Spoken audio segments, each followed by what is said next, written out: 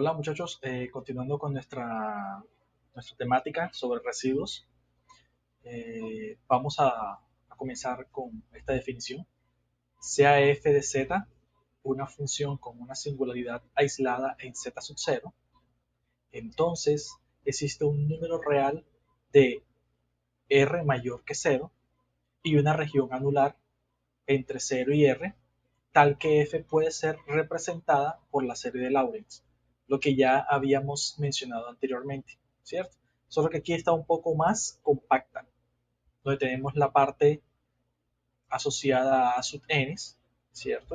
Recordemos al principio de nuestra otra parte del video, que a n y b n son integrales a través de un contorno y que están definidas por un determinado residuo, ¿cierto? Entonces aquí es una forma mucho más compacta.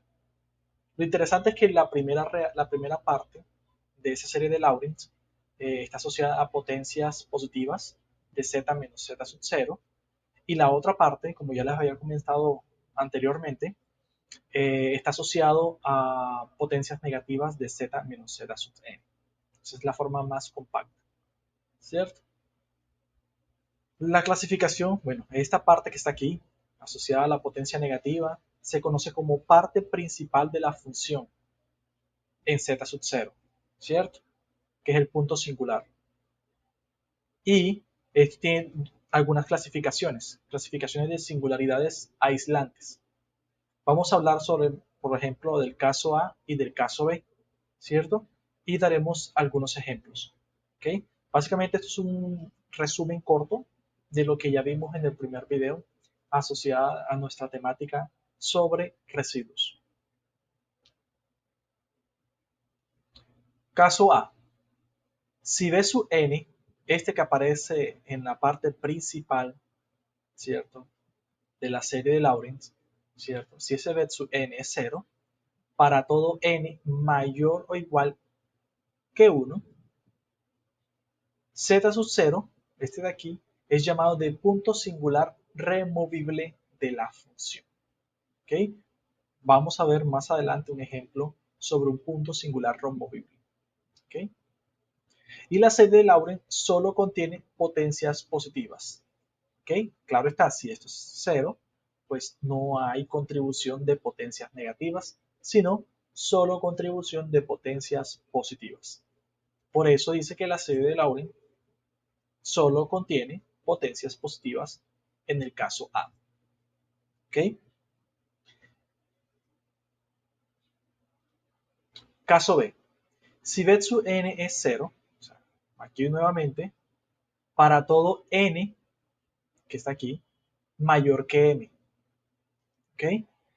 Y B sub m, o sea, para Bn igual a 0 para todo n mayor que m, pero hay un B sub m que es diferente de 0. En Z sub 0 es llamado de polo de orden m. Es decir, todas las demás contribuciones son 0, pero solamente hay uno que es hay un solo B sub n diferente de 0, que es B sub m. Tal que su punto singular, Z sub 0, es llamado de polo de orden m. Por ejemplo, volvamos a nuestra expansión de Lorentz. Esta de aquí, solo que vista de esta manera. Para una región anular entre 0 y R, encontramos que si m es igual a 1, Z sub 0 es de llamado de polo simple. Este B1 que está aquí sería nuestro polo simple y es aquel que calculamos en nuestro video pasado con varios ejemplos en particular. ¿Okay? Entonces aquí ya tenemos básicamente condensado aquellos 23 minutos de video que les comenté anteriormente. ¿Okay? Entonces vamos a ver algunos ejemplos adicionales. Ejemplos. Aquí, sea una función que es igual a z a la 2 menos 3z más 5 sobre z menos 1. Aquí ustedes pueden ver claramente que hay un polo en z igual a 1. ¿Por qué? Porque cuando z toma el valor de 1, esto aquí es divergente. Entonces, hay un polo cuando z es igual a 1. ¿Qué vamos a hacer? Vamos a organizar los términos en el numerador. Por ejemplo, podemos coger y factorizar z en estos dos primeros términos, como se muestra aquí. Y después, aquí, este menos 3 lo puedo descomponer como siendo menos 1 y menos 2, ¿cierto? Entonces, ese menos 1 está aquí, z menos 1, y aquí queda un menos 2. Ese menos 2 por z me da menos 2z, aquí está, más 5. ¿Qué se hizo aquí? Simplemente factorizar. Como aquí me quedó un menos 2z, pues yo saco el signo negativo y este positivo que está acá se transforma en negativo. ¿Ok? Entonces ya separo, porque son exponentes homogéneos, los separo. Y tengo entonces de un lado z por z menos 1 sobre z menos 1 menos 2z menos 5 sobre z menos 1. Aquí los z menos 1 se cancelan y me quedaría simplemente de este lado z. Menos, aquí está el menos, solo que de aquí lo que vamos a hacer es lo siguiente. Bueno, ese menos 5 lo vamos a descomponer como siendo menos 2 menos 3. Sumado da menos 5. Entonces, ese menos 2 se factoriza con este 2 y por eso me da 2 veces z menos 1. Y del otro lado me queda entonces simplemente menos 3. Pero ese menos 3 con este signo negativo da más 3. ¿Cierto? ¿Qué hacemos? Bueno, una vez hecho eso, pues factorizamos y quedaría z menos 1 aquí y z menos 1 aquí. Eso lo pueden ustedes hacer en sus notas, en detalle. Solo que ese z menos 1 se cancela con este z menos 1, ¿cierto? Y va a quedar simplemente menos 2. Y aquí ese más 3, pues va a quedar así como está, tal cual. Si ustedes observan, ese menos 2 que quedó aquí, yo lo puedo dividir, partir, que menos 1 y menos 1. Y ese menos 1 lo agrupo con este z, teniendo z menos 1. El otro menos 1 restante queda aquí, menos 1. ¿Ok? Entonces ya ustedes pueden identificar dónde están las potencias negativas. Aquí no hay potencia negativa, aquí tampoco, aquí hay potencia negativa. ¿Cierto? Y entonces yo puedo calcular el residuo de la función cuando z es igual a 1, que es lo que me están pidiendo aquí. Y ese residuo es 3. Entonces hay un polo simple en z igual a 1 con residuo de 3. ¿Cierto? Sencillo. Vamos a hacer otro ejemplo. Sea una función f de z igual a seno de z sobre z a la 6. Hay un polo en z igual a 0. Si ustedes observan, si ese z toma valores igual a 0, pues esto diverge. Entonces, por eso decimos que hay un polo en z igual a 0. Lo que vamos a hacer aquí es lo siguiente, hombre. Ese z a la 6 lo escribimos como 1 sobre z a la 6 y seno de z, pues recuerdan que podemos escribirla como siendo una expansión, ¿ok? De z de 2n más 1 sobre 2n más 1 factorial. Recuerden que seno de z es una función impar, y aquí está claro, ¿ok? Entonces lo que hacemos ahora es expandir esa sumatoria. 0, cuando n vale 0, cuando n vale 1, hasta 2. Y observamos esta secuencia. Z menos z a la cubo sobre 3 factorial más z a la 5 sobre 5 factorial menos z a la 7, 7 factorial. Recuerden que aquí hay un menos 1 a la n. ¿Ok? Ahora, ¿qué vamos a hacer? Vamos a distribuir ese z sub 6 a cada elemento dentro del paréntesis. Entonces quedaría 1 sobre z5 menos un tercio, 1 sobre 3 factorial z a la 3, porque cancela 3. Aquí tendríamos 1 sobre 5 factorial z, porque z a la 6 y z a la 5 se cancela y queda 1. Y aquí me quedaría simplemente z sobre 7 factorial, ya que aquí está la potencia 7. Se lleva 6 y queda 1. Y así sucesivamente. Sin embargo, aquí podemos notar que estos tres primeros elementos, que yo he llamado de 1, se conocen como la parte principal. Recuerden que la parte principal son todas aquellas contribuciones donde la potencia es negativa. Allá en la serie de Laurent que vimos al principio de este video. Pero aquí podemos calcular el residuo en z igual a 0. Ese residuo es igual a 1 sobre 5 factorial. Entonces hay un polo simple en z igual a 0 con un residuo de 1 sobre 5 factorial que es equivalente a 1 sobre 120. Estamos tomando simplemente el polo simple, que es cuando b vale igual a 1. ¿Okay? Entonces por eso escogemos 1 sobre 5 factorial. Consideremos ahora un tercer ejemplo. En este tercer ejemplo veremos la cuestión cuando el polo es removible. ¿Okay? Entonces tenemos una función z a la 2 menos 5z más 6 sobre z menos 2. Tiene un polo removible en z igual a 2. Entonces vamos a observar qué sucede. Que cuando hablamos de polos removibles haciendo ajustes algebraicos, pues eso se cancela. Ese polo desaparece. Entonces aquí tenemos z a la 2 menos 5z más 6, que se puede factorizar en z menos 2 por z menos 3. Y entonces ese z menos 2 se cancela con el z menos 2 que está en el denominador. Y entonces me va a quedar simplemente z menos 3. Lo que hacemos es simplemente separar ese menos 3 en menos 2 menos 1. Y entonces ese menos 2 lo agrupo con z, quedaría menos 1 más z menos 2. Si ustedes se dan cuenta, solo hay potencias positivas, no hay potencias negativas. Entonces, para un Bn igual a 0, para todo n, tenemos un polo removible en z igual a 2.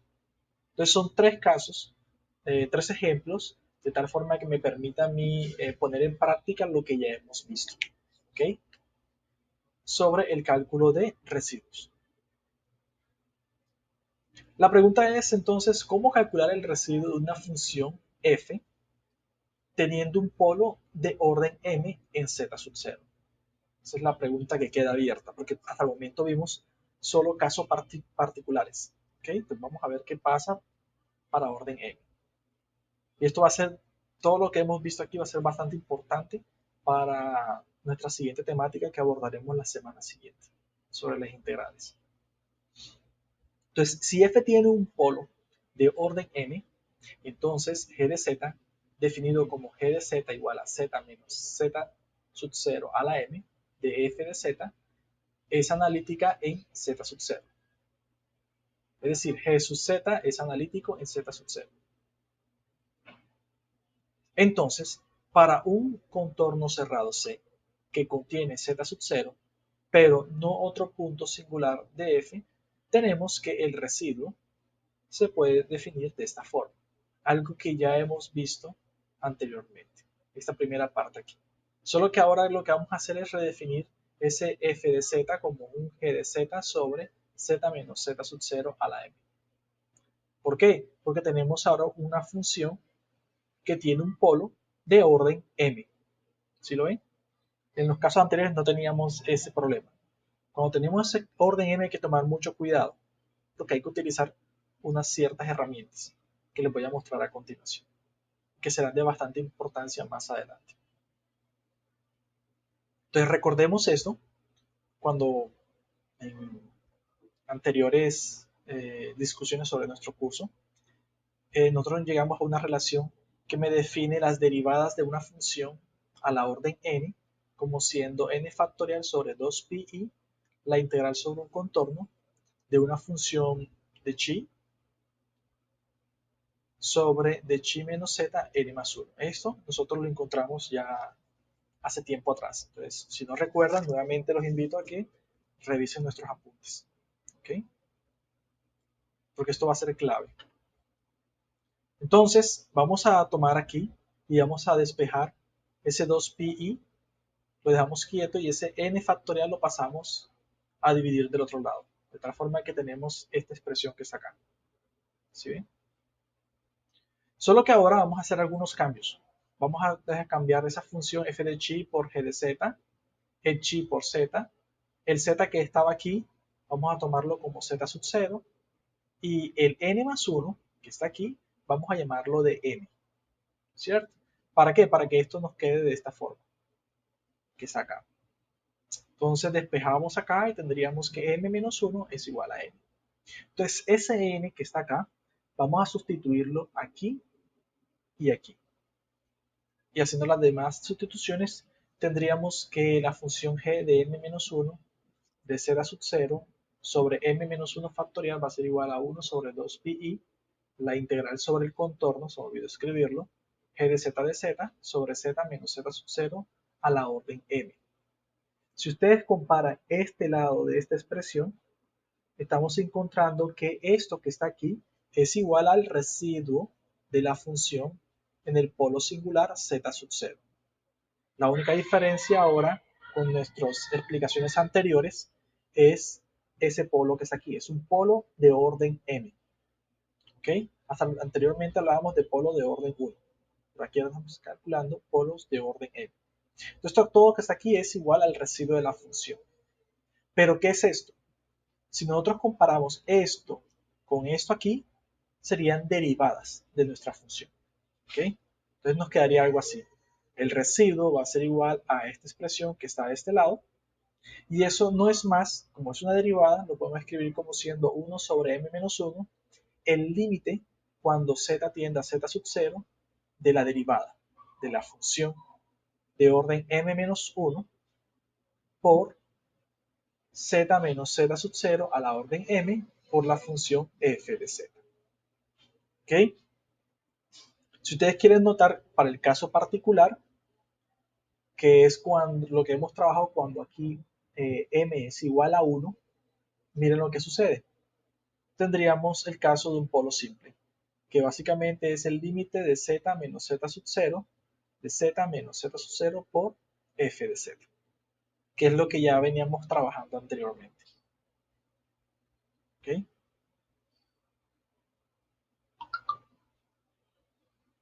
Finalmente, vamos a sacar algunas ideas claves, y es que la aplicación del teorema del residuo en la evaluación de integrales definidas. Todo lo que hemos visto anteriormente será de bastante ayuda cuando evaluemos integrales, ¿cierto? Y básicamente esto consiste en agregar semicírculos a la integral real, tal que éste llegue a ser una integral de contorno cerrado, cuyo valor puede ser determinado por el teorema del residuo.